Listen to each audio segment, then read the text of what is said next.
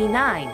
মুসা আলাইহিস সালাতু ওয়াস সালামের জামানায় একজন বড় জবরদস্ত বুজুর্গ ছিলেন, যার নাম আপনারা সকলে জানেন, বালাম ইবনে বাউরা। বালাম ইবনে বাউরা এত বড় বুজুর্গ ছিলেন,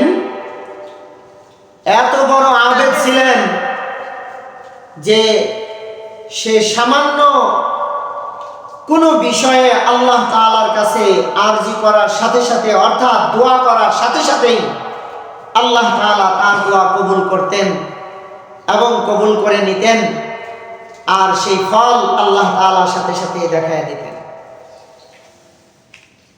এজন্য এই বালাম ইবনে বাউরার ঘটনা কোরআনের মধ্যে আল্লাহ তাআলা বর্ণনা করেছেন যে বালাম ইবনে বাউরা নবী ছিলেন না, বড় বুজুর্গ ছিলেন, বড় আবেদ ছিলেন, বড় আবেদ ছিলেন।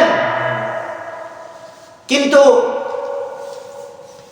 মুসা আলাইহিস সালাতু ওয়াস সালামের নবুয়ত বনি ইসরাইলের লোকেরা, কিছু লোকেরা, ফেরাউনের লোকেরা মানতে পারছিল না, তার দ্বীনের দাওয়াত গ্রহণ করতে অস্বীকার তারা করেছিল। অকপটে শুধু অস্বীকার করেই ক্ষান্ত থাকে নাই, তারা কি করেছেন?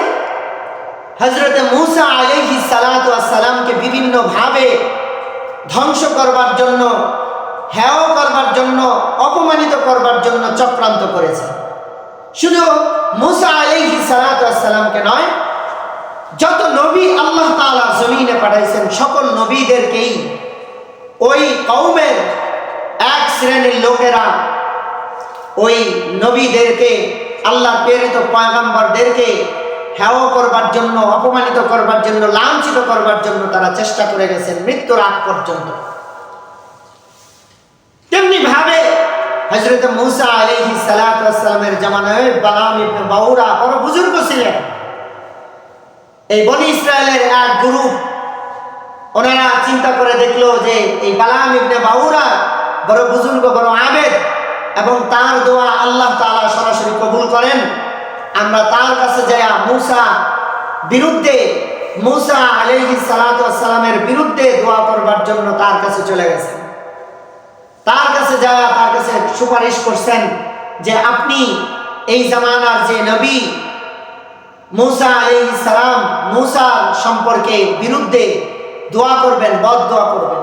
তো বালাম ইবনে বাউরা কিতাবের মধ্যে আসছেন, কোরআনের বর্ণনা এবং তাফসীরের মধ্যে আসছেন যে বালাম ইবনে বাউরা প্রথম দিক দিয়ে রাজি ছিলেন না, পরবর্তীতে বনি ইসরায়েলের বড় বড় লিডারদের আকুতির কারণে সে রাজি হয়ে হযরত মুসা আলাইহিস সালাতু ওয়াস সালামের ব্যাপারে আল্লাহর কাছে বদদোয়া করতে গেছেন।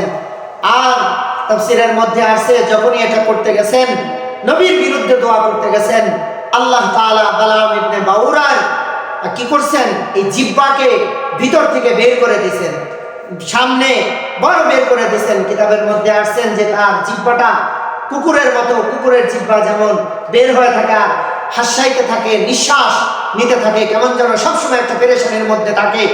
এই অবস্থার মতো বালাম ইবনে বাউরার অবস্থা হয়ে গিয়েছিলেন।